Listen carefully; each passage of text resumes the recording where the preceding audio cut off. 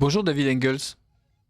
Bonjour Richard. Alors la semaine prochaine, ce sera à nouveau le Sober October et nous allons donc être confrontés à nouveau au fameux rapport de l'OMS.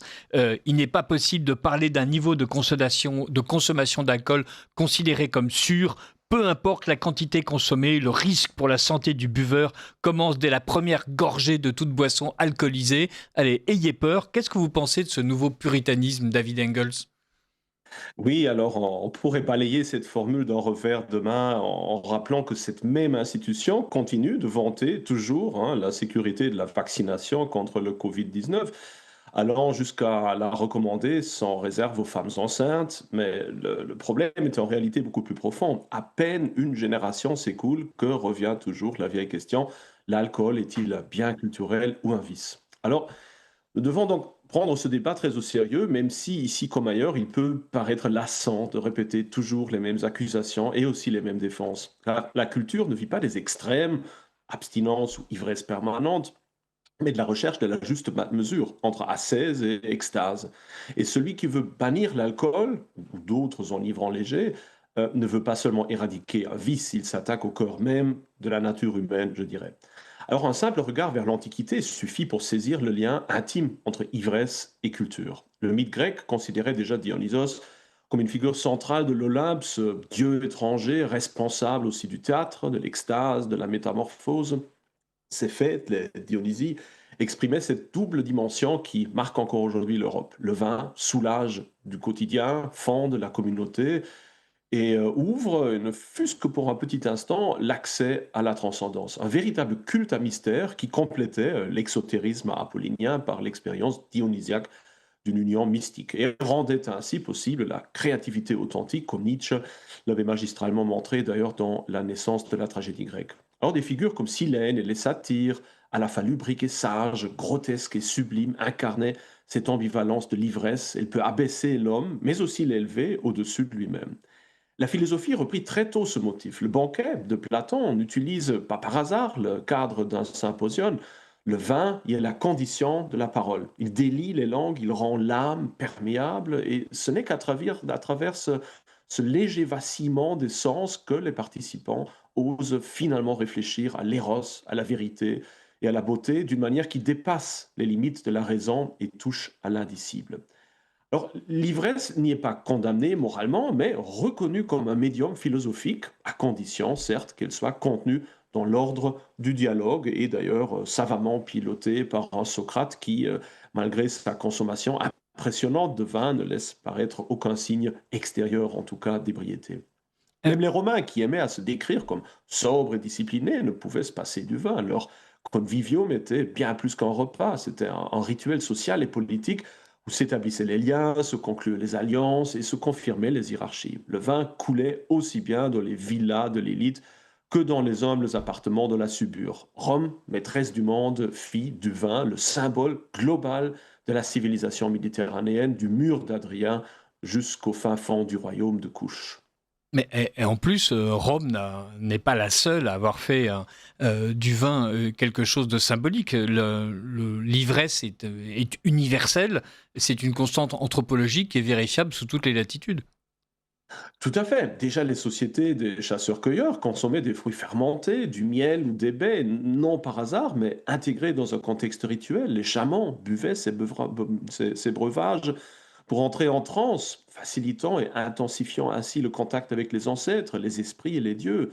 L'alcool n'était pas un luxe quotidien, mais un pont entre les mondes. Il aidait à diagnostiquer les maladies, à légitimer les décisions tribales, à apaiser les puissances cosmiques et aussi à renforcer les liens communautaires. Les grandes civilisations de l'Antiquité donnèrent, elles aussi, à l'alcool une importance centrale. En Égypte, la bière était un aliment de base, doté en même temps d'une fonction sacrée. La fameuse fête des ivrognes, en l'honneur de la déesse Hathor, illustre parfaitement cette ambivalence. La bière pouvait déclencher une fureur destructrice, mais aussi l'apaiser, comme lorsque Hathor, ivre, passa de la soif de sang à la clémence. Il en allait de même chez les Sumériens, qui nous ont laissé avec les hymnes à la déesse de la bière, Ninkasi, l'un des plus anciens textes poétiques du monde même. La bière y est nourriture, salaire et élément rituel à la fois. Dans les temples, on versait des libations, dans les tavernes, On scellait la communauté, on s'armait de courage contre ceux d'en haut. Dans l'épopée de Gilgamesh, mais boire de la bière marque le passage de la sauvagerie à l'humanité. Seul celui qui mange du pain et boit de la bière est véritablement civilisé. Et en Chine, nous rencontrons dès les premières dynasties le Yiwu, un vin de millet ou de riz. De somptueux bronzes rituels, chefs-d'œuvre de l'art chinois ancien, étaient destinés exclusivement à l'offrande de cette boisson aux dieux et aux ancêtres. Boire, c'était participer au lien éternel entre vivants et morts. Plus tard, même des poètes comme Tao Yuanming firent du vin un symbole politique. Une coupe suffisait pour célébrer l'harmonie entre la nature, l'homme et le Tao. Même le confucianisme, pourtant assez attaché à l'ordre et à la mesure, admettait l'usage de l'alcool tant qu'il s'inscrivait dans un cadre rituel comme une manière légitime d'unir mesure et transcendance. Ainsi se dessine alors une vaste fresque culturelle. L'alcool est un langage universel de l'humanité. Partout, il apparaît comme médium de la communauté, instrument du rite, miroir du désir de dépasser les limites. Il n'est pas une simple substance chimique, mais un véritable symbole culturel. Alors, qu'est-ce qu'il faut penser de la place du vin dans le christianisme? Alors, avec le christianisme, l'alcool reçut une consécration incomparable. Il devint non seulement symbole, mais sacrement institué par Dieu, fait homme lui-même. Dans l'Eucharistie, le vin se change en sang du Christ, et l'antique ivresse devient porteuse de la grâce divine. Jamais auparavant une boisson n'avait été si étroitement liée au drame du salut. Le vin, qui en Grèce et à Rome n'était qu'un médium d'extase éphémère, devient ici signe de la rédemption. Il n'enivre plus seulement, il sauve. Cette charge sacrée marqua tout le Moyen Âge. Les monastères furent des centres d'art vinicole et brassicole, bénédictins ou cisterciens plantèrent des vignobles, affinèrent des recettes et firent du vin, comme de la bière d'ailleurs, des produits de haute qualité. La boisson servait au quotidien, garantissait la santé face à une eau souvent insalubre et faisait partie de la prière, intégrée à l'ora et labora. Mesure et joie ne s'opposaient pas, mais s'unissaient en un genre d'équilibre cosmique, puisque partout où la messe était célébrée, le vin devait être présent. Bien sûr, on connaissait aussi les dangers. L'ivrognerie était un péché. Les temps de jeûne excluaient l'alcool, le droit canon réglait la consommation. Il en résulta aussi une attitude qui ne prônait pas l'abstinence, mais la vertu de la temperantia, de la juste mesure, la tempérance. L'alcool fut discipliné mais non diabolisé. Il demeura un don à utiliser avec responsabilité. Sur le plan politique et social également, le vin occupait une place essentielle. Couronnement, victoire, fête de corporation, rien n'allait sans lui. Toutefois, les voix contraires se firent plus fortes, surtout dans le monde protestant. Les courants puritains, auxquels on peut, d'un certain point de vue, aussi rapprocher l'islam, virent dans l'alcool non plus une invitation à exercer la tempérance, mais un danger pour le salut de l'âme, menant à diverses formes de prohibition et de propagande abstinente, jusque dans l'entre-deux-guerres d'ailleurs. Est-ce que le combat actuel contre l'alcool participe de cette continuité puritaine, pardon? Alors, seulement en partie, je dirais, car si l'on observe les débats contemporains, une chose saute aux yeux, le déplacement des justifications. Alors que les anciens puritains dénonçaient le vin ou l'alcool pour des raisons religieuses, comme poisson du diable, comme un danger pour l'âme, les nouveaux puritains se présentent sous les traits des fonctionnaires de l'OMS, d'experts en santé, de journalistes ou de ministres. Leur langage n'est plus celui du péché, mais celui des statistiques. Il ne parle pas de pureté du cœur, mais de taux de cholestérol, non de salut d'âme, mais de prévention du cancer, de la cirrhose ou des accidents de la route. Comme le disait jadis Chesterton, je le cite en anglais en espérant ne pas devoir payer pour la cagnotte. The real case against drunkenness is not that it calls up the beast, but that it calls up the devil. Donc le véritable argument contre l'alcool n'est pas qu'il appelle la bête interne, mais le diable.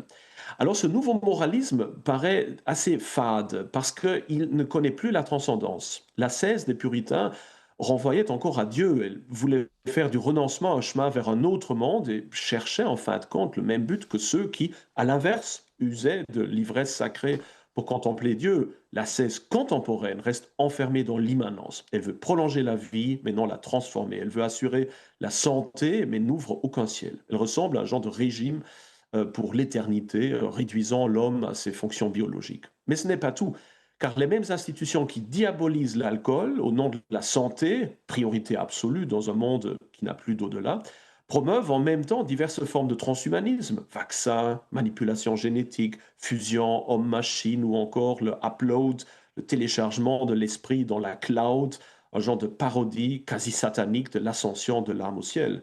Le Dry January ou le Sober October dont on parle ne sont donc que des facettes d'une culture technicienne qui voudrait abolir la mort elle-même et qui, significativement, finit par déboucher sur la simulation d'une ivresse éternelle virtuelle, totalement vide. L'ancienne ivresse exigeait mesure, assurait la communauté, permettait l'expérience de Dieu. La nouvelle ivresse, promise par la technologie et la réalité numérique, n'est que solitude et dérèglement, évoquant l'enfer plutôt que le ciel. Voilà pourquoi le débat sur l'alcool est une pierre de touche de notre culture. Dans le vin et la bière subsiste le souvenir que l'homme n'est pas fait pour la seule sobriété et qui cherche une règle universelle n'a qu'à se souvenir de cet éternel Chesterton qui écrivait, je le cite, consommez de l'alcool parce que vous êtes heureux, mais jamais parce que vous êtes malheureux. Ne buvez jamais lorsque vous êtes malheureux sans cela, ou vous deviendrez comme le buveur de gin au visage gris des bidonvilles. Mais buvez lorsque vous seriez heureux sans cela, et vous serez comme le paysan italien souriant. Ne buvez jamais parce que vous en avez besoin, car c'est là une consommation rationnelle, et le chemin vers la mort et l'enfer. Buvez parce que vous n'en avez pas besoin, car c'est une consommation irrationnelle et l'ancienne santé du monde. Merci beaucoup, David Engels, pour cette philosophie du vin et pour ces joyeux rappels de Chesterton. Avec plaisir. Et à très bientôt sur Avec Radio plaisir. Courtoisie.